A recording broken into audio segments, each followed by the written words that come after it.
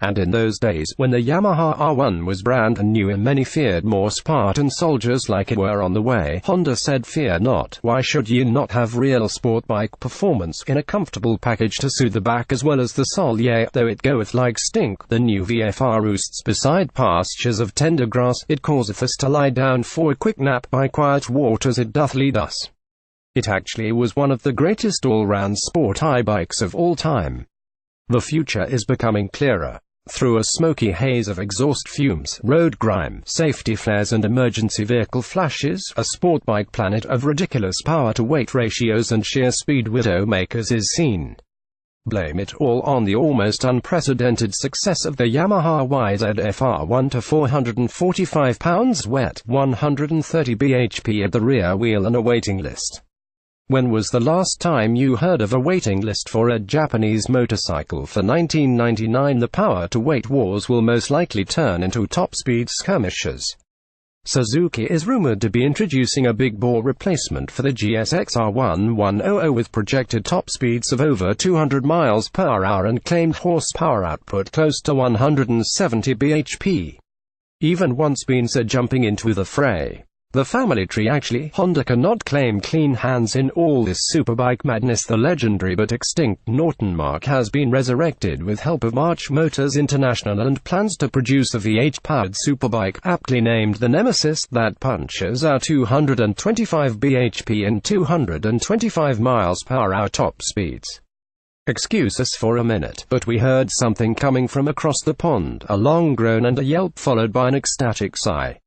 Oops, that must be the collective orgasm of the entire English sportbike press. SHHH. We heard something else, muted laughter and something that sounds like a cash register. Oh yeah, that's coming from the actuaries and underwriters at America's insurance companies. Cha-ching. Yes, Your Honor, I admit I was going 85 miles per hour in a 45 miles per hour zone, but I was only in second gear.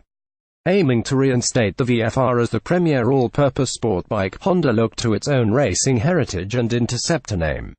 Amidst all this single-minded testosterone production, Honda has gone back to the future in order to fight the future. While other manufacturers concentrate on two-wheeled adrenaline fixes and penile enhancements, Honda reached back into their own proud racing heritage to build what might be, hell, why hedge, what is the most versatile, best-balanced sport bike ever made, the all-new 1998 VFR800FI Interceptor. In 1983, Honda introduced the original VF750F Interceptor.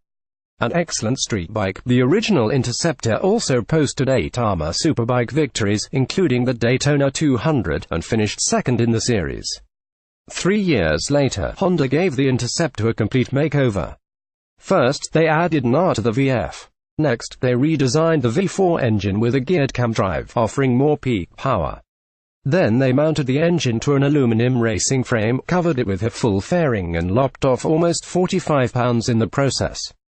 Finally, in superbike trim, Fred Merkel won the AMA Superbike title and Wayne Rainey finished second. Above all else, the all-new VFR750 retained its street-wise comfort and balance. Fred Merkel on his way to his third consecutive AMA Superbike title in 1990. Honda's 750cc V4 line split as they introduced the racetrack-focused RC30 and the street-oriented VFR750F simultaneously. In 1994 the split was further magnified with the debut of the street-legal in theory only RC45 and the friendly, forgiving, comfortable, stylish and red 94 VFR750F, a motorcycle that would grab a stranglehold on the enthusiast press best 750 street bike awards, the kind of which would make Saddam Hussein jealous. Still, despite its popularity in Europe, the US sales of the 1990 and 1994 VFR incarnations were not overwhelming.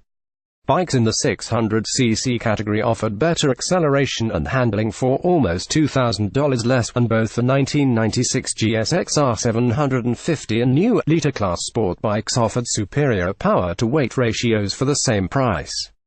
Never intended as a pure sport bike, the VFR750F had not only lost ground to the more narrowly focused GSX-R 750, but also to two of Honda's VTR 100F Super Hawk. Honda's own, the CBR1100XX is a fast sports tourer and the VTR1000 is a rider-friendly street sport bike. Aiming to reinstate the VFR as the premier all-purpose sport bike, Honda looked to its own racing heritage and Interceptor name.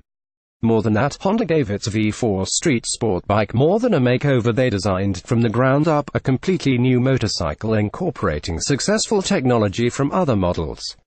Performance is inspired by the RC45 Superbike, and the chassis by the VTR100F. Add a new fuel injection system, improved suspension, and the 800 Interceptor is faster, quicker and more responsive. Redesigned ergonomics and improved wind protection make the Interceptor even more comfortable than the already cushy VFR750. Fit and finish. Essentially, what Honda did with the new 800 is remarkable. They improved everything without losing any of the other characteristics that made the 750 such a well-regarded, if not top-selling motorcycle. It is still a forgiving, confidence-inspiring bike. Walk onto a showroom floor and at first glance you might have difficulty distinguishing the new VFR800 from the 750. First of all, it's still an eye-catching blood red, and it still retains the same seamless attention to detail and sexy, stylish lines. But look closer and you'll find significant differences. The lines are sleeker, more modern. The new 800's dual headlight has a cat's eye anime quality and looks like something you might see in a Speed Racer episode. The fairings are more aerodynamic. The fuel tank knee grip area is narrower, though not as narrow than the VTR's. Despite the fact that the riding position is actually a little more upright than the 750's, the handlebars are slightly higher. The Interceptor foreground cuts a sleek profile, and Honda claims that the drag coefficient is 9% lower, due to venting under the windscreen that raises the height of the airstream hitting the rider at highway speeds.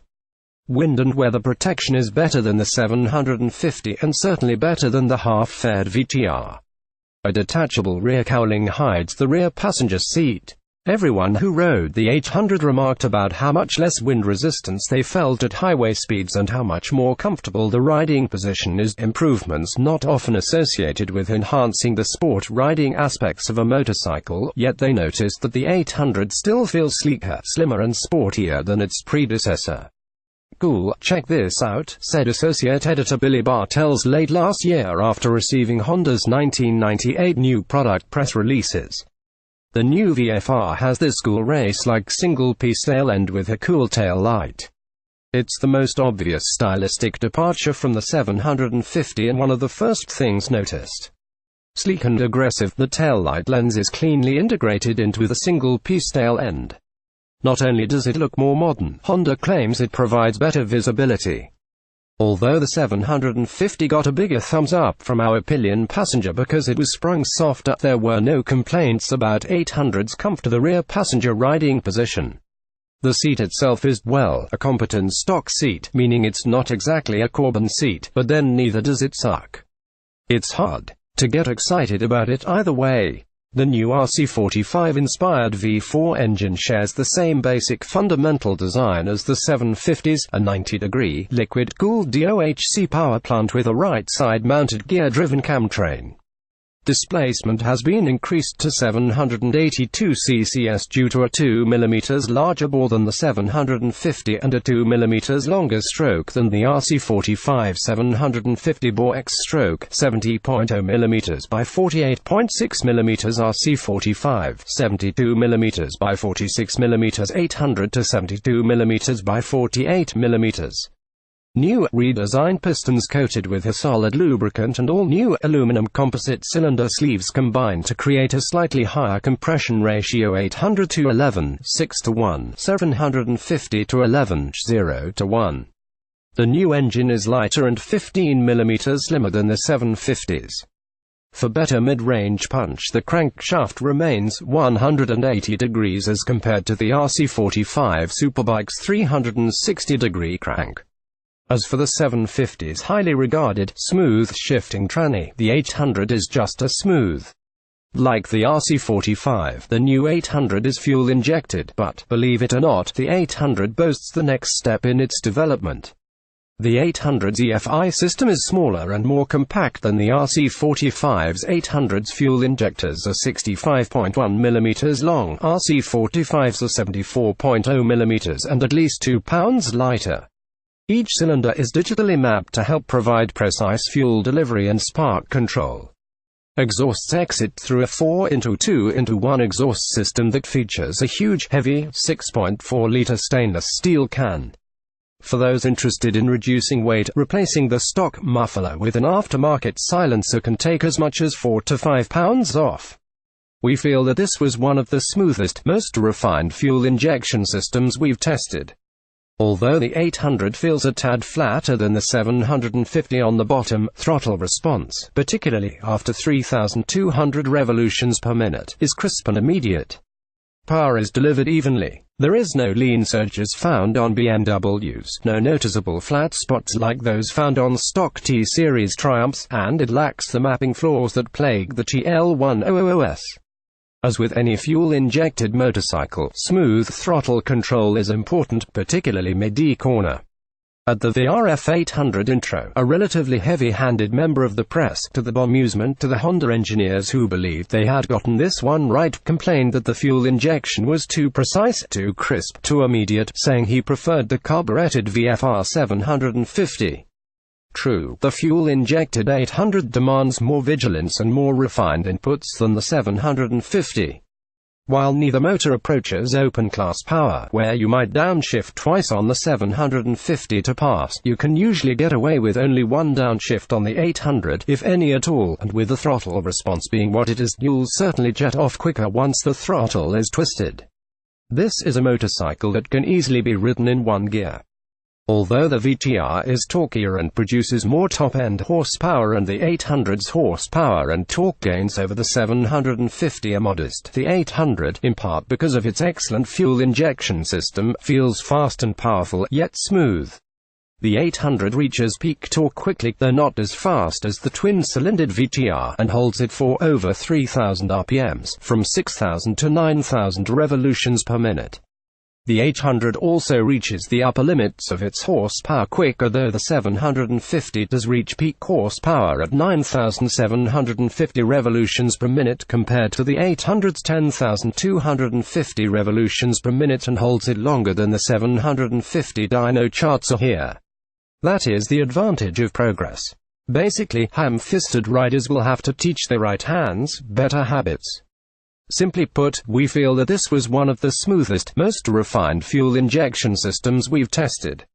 On any road under any condition, the 800 will easily pull away from the 750, and only on the very tight, twisting mountains roads of Malibu did the VTR truly pull away from the 800.